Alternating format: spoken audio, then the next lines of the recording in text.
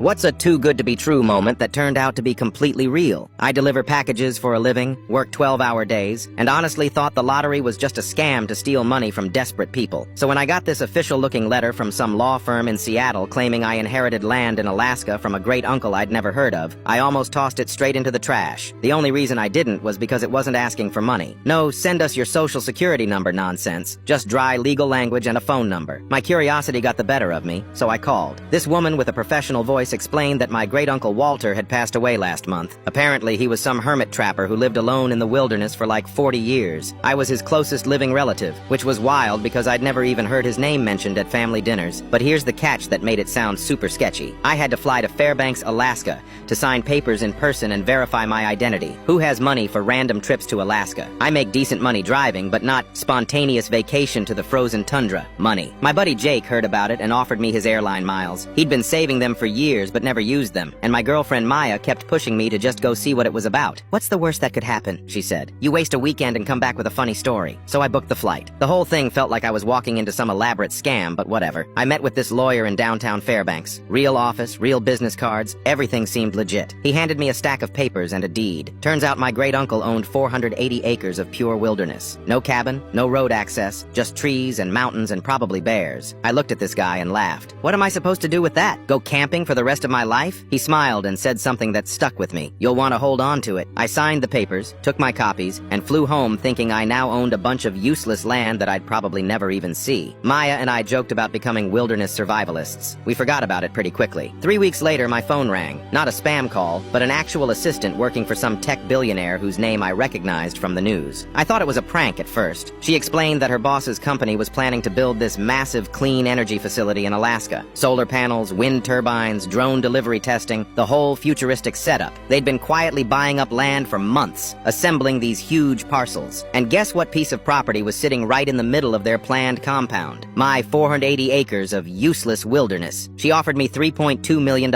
on the spot, over the phone. I literally asked her to repeat the number because I thought I misheard. $3.2 million, for land I'd owned for less than a month. I didn't even try to negotiate. I said yes immediately, before they could change their minds or realize they were talking to some random delivery driver who had no clue what he was doing. The paperwork took another month to finalize. During that time, I kept expecting someone to call and say it was all a mistake, but the money actually hit my bank account. I quit my delivery job the next day, paid off my mom's house, which she'd been struggling with since Dad died, bought myself a modest place with a garage where I can finally work on cars like I always wanted.